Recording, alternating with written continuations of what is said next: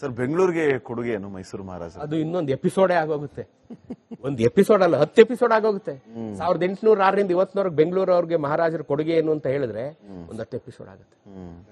ಅದು ಇನ್ನೊಂದ್ಸರಿ ನಾವು ಮಾತಾಡಬಹುದು. ಬಹಳ ದೊಡ್ಡದು. ಇಟ್ ಈಸ್ ಏನಂತಾರೆ unmatchable episodes, unmatchable things they have done ಬೆಂಗಳೂರಿಗೆ. 2 ಬೆಂಗಳೂರು ಆಗಿತ್ತಾಗ. ಕೆಂಪೇಗೌಡರು ಕಟ್ಟಿದ ಬೆಂಗಳೂರು, ಇಂಗ್ಲಿಷ್ನವ್ರು 2 ಬೆಂಗಳೂರು ಇತ್ತು, 2 ಮೇಯರ್ ಇತ್ತು ಆಗ. ಆಮೇಲೆ 2 ಬೆಂಗಳೂರಿಗೆ 2 ಮೇಯರ್ ಇತ್ತು ಸ್ವತಂತ್ರ ಬಂದ್ಮೇಲೂ.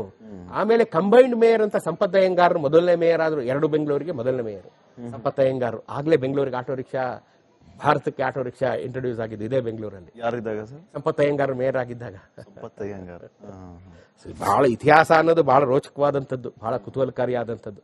ಅದೆಲ್ಲ ಇನ್ನೊಂದ್ಸಲಿ ಮಾತಾಡೋಣ ಸರ್. ಇನ್ನೊಂದು, ಈ ಮೊನ್ನೆ ನಿಮ್ದೊಂದು ವಿಡಿಯೋ ನೋಡ್ತಾ ಇದ್ದೆ ನಾನು. ಈ ಮೈಸೂರು ಅರಮನೆಗೆ ಈ ವಿದ್ಯುತ್ ದೀಪಾಲಂಕಾರದ ಬಗ್ಗೆ ನಿಮ್ಮ ಒಂದು ವಿಡಿಯೋ ನೋಡ್ತಾ ಇದ್ದೆ ಸರ್. ಆ ವಿದ್ಯುತ್ ದೀಪಾಲಂಕಾರದ ವಿಚಾರ ಯಾವಾಗಿಂದ ಬಂದಿದ್ದು? ಮೊದಲಿಂದನೂ ಇತ್ತು? ಮೊದಲಿಂದನೂ ಇತ್ತು. ಅರಮನೆ ಕಟ್ಟಿದಾಗ ಅದನ್ನ ಬ್ಯೂಟಿಫಿಕೇಶನ್ ಮಾಡಬೇಕು ಅಂತಂದಾಗ ಆಗ ಅದನ್ನ ಅವಾಗ ಬ್ರಿಟಿಷ್ ಇಂಜಿನಿಯರ್ಸ್ ಗಳನ್ನ ಮಾಡ್ತಾರೆ. ಬ್ರಿಟಿಷ್ ಇಂಜಿನಿಯರ್ಗಳು ಮಾಡಿ 3 ಪವರ್ ಹೌಸ್ ಗಳನ್ನ ಮಾಡಿ 3 ಪವರ್ ಹೌಸ್ ಗಳಿಗೆ ಅದನ್ನ ಬೇರೆ ಬೇರೆ ಆಗಿ ಹಂಚಿ ಅದನ್ನ ಮೊದಲಿಂದನೂ ಇದೆ. 96,000 ಇದೆ. ಮತ್ತೆ ಈಗ ಹೊರಗಡೆ ಎಲ್ಲ ಸೇರಿದ್ರೆ ಇವತ್ತಿನ ಇದನ್ನ ಅರಮನೆಗೆ ದಸರಕ್ಕೆ ವಿಶೇಷವಾಗಿ ಹಾಕಿದ್ದಾನ 1,10,000 ಮೇಲೆ ಹೊಟ್ಟಾಗುತ್ತದು. ಈ ಅರಮನೆಗೆ ಎಷ್ಟು ಬಲ್ಬ್ಗಳು? 96,000 ಬಲ್ಬು.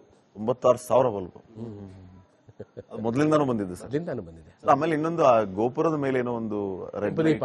ಅದ್ರ ಬಗ್ಗೆ ದೀಪ ಅದಕ್ಕೂ ಅದು ಹೋದ ವರ್ಷ ನಾನು ವಿಡಿಯೋ ಮಾಡಿದ್ದೆ. ಗೋಪುರದ ಮೇಲಿನ ಕೆಂಪು ದೀಪ, ಅದು ಕೆಂಪು ಮತ್ತೆ ಹಸಿರು. ಅದು ಜನರಲ್ ಎಲೆಕ್ಟ್ರಿಕ್ ಅವ್ರು ಕೊಟ್ಟಿದ್ದು. ಆ ದೀಪಕ್ಕೆ ಇವತ್ತು 100 ವರ್ಷ ಆಗಿದೆ, ಇನ್ನೂ ಕೆಟ್ಟಿಲ್ಲ.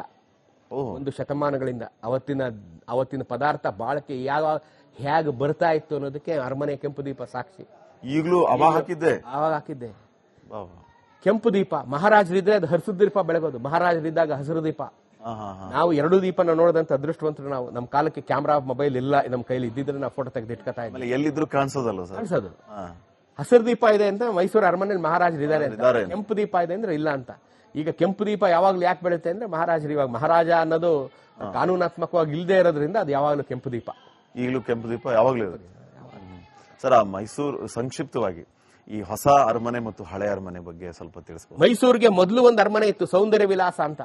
ಚಿಕ್ಕದಾದಂತ ಅರಮನೆ. ಎದುರಾಯರು ಮೈಸೂರು ಸಂಸ್ಥಾನವನ್ನು ಶುರು ಮಾಡಿದಾಗ 1399ರಲ್ಲಿ 16ರಿಂದ ಮೈಸೂರಿಗೆ ಬಂದು ಅರಮನೆಯನ್ನ ಕಟ್ಕೊಂಡ್ರು. ಅದು ಒಂದು 200 ವರ್ಷ ಇತ್ತು. 1610ರಲ್ಲಿ ನಾನು ಆಗ್ಲೇ ಹೇಳಿದಾಗ ರಾಜೋಡೆಯರು ಶ್ರೀರಂಗಪಟ್ಟಣಕ್ಕೆ ಶಿಫ್ಟ್ ಆದಾಗ ಅಲ್ಲವರು ಒಂದು ಅರಮನೆ ಕಟ್ಕೊಂಡು ಶುರುವಾದಾಗ ಈ ಅರಮನೆ ಖಾಲಿ ಬಿತ್ತು. ಸಿಡಿಲು ಬಡಿದು ಈ ಅರಮನೆ ಜಖಮ್ಮ ಆಯಿತು.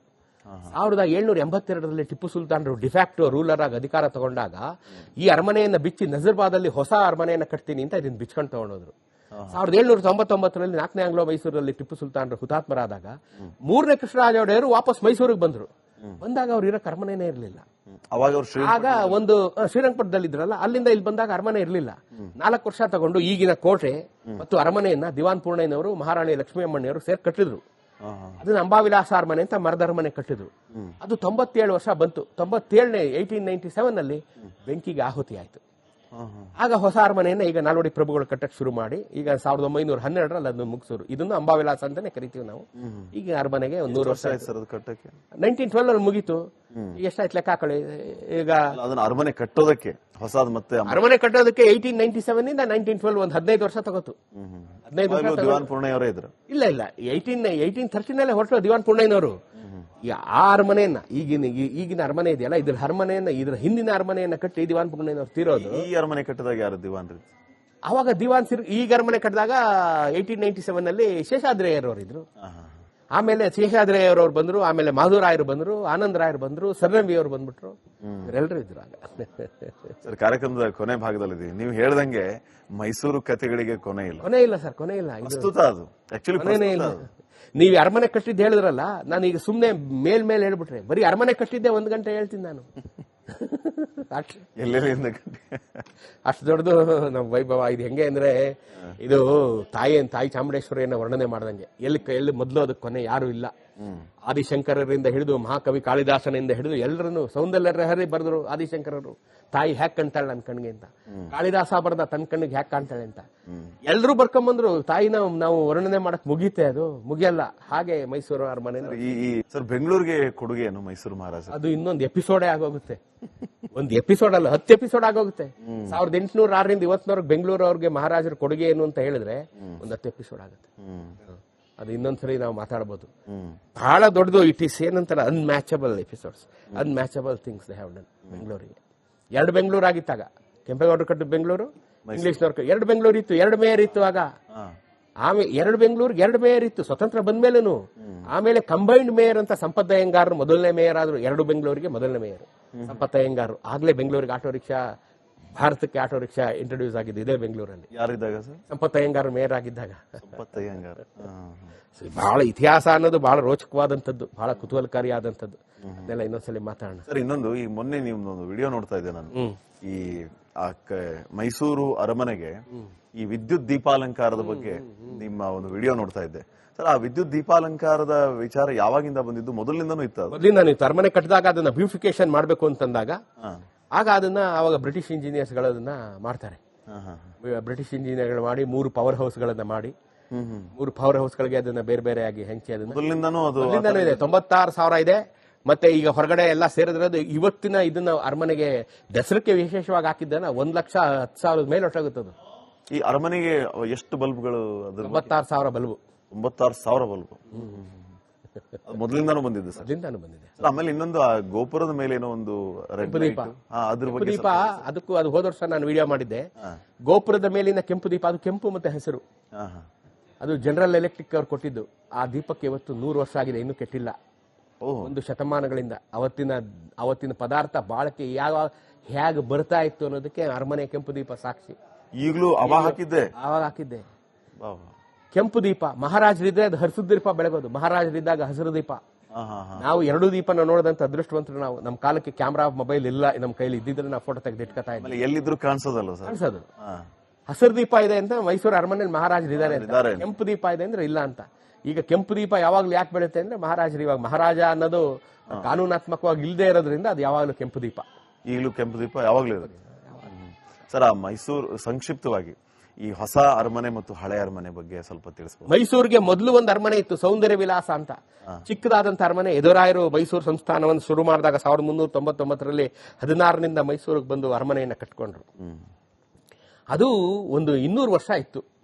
1610ರಲ್ಲಿ ನಾನು ಆಗ್ಲೇ ಹೇಳಿದಾಗ ರಾಜ ಒಡೆಯರು ಶ್ರೀರಂಗಪಟ್ಟಣಕ್ಕೆ ಶಿಫ್ಟ್ ಆದಾಗ ಅಲ್ಲವರು ಒಂದು ಅರಮನೆ ಕಟ್ಕೊಂಡು ಶುರುವಾದಾಗ ಈ ಅರಮನೆ ಖಾಲಿ ಬಿತ್ತು. ಸಿಡಿಲು ಬಡಿದು ಈ ಅರಮನೆ ಜಖಮ್ಮ ಆಯಿತು. 1782ರಲ್ಲಿ ಟಿಪ್ಪು ಸುಲ್ತಾನರು ಡಿಫ್ಯಾಕ್ಟೋ ರೂಲರ್ ಆಗಿ ಅಧಿಕಾರ ತಗೊಂಡಾಗ ಈ ಅರಮನೆಯನ್ನ ಬಿಚ್ಚಿ ನಜರ್ಬಾದಲ್ಲಿ ಹೊಸ ಅರಮನೆಯನ್ನ ಕಟ್ತೀನಿ ಅಂತ ಇದನ್ನ ಬಿಚ್ಕೊಂಡು ತಗೊಂಡೋದ್ರು. 1799ರಲ್ಲಿ 4ನೇ ಆಂಗ್ಲೋ ಮೈಸೂರಲ್ಲಿ ಟಿಪ್ಪು ಸುಲ್ತಾನರು ಹುತಾತ್ಮರಾದಾಗ 3ನೇ ಕೃಷ್ಣರಾಜ ಒಡೆಯರು ವಾಪಸ್ ಮೈಸೂರಿಗೆ ಬಂದ್ರು. ಬಂದಾಗ ಅವ್ರು ಇರಕ್ಕೆ ಅರಮನೆನೇ ಇರಲಿಲ್ಲ. ಆಗ ಒಂದು ಶ್ರೀರಂಗಪಟ್ಟಣದಲ್ಲಿ ಇದ್ರಲ್ಲ, ಅಲ್ಲಿಂದ ಇಲ್ಲಿ ಬಂದಾಗ ಅರಮನೆ ಇರಲಿಲ್ಲ.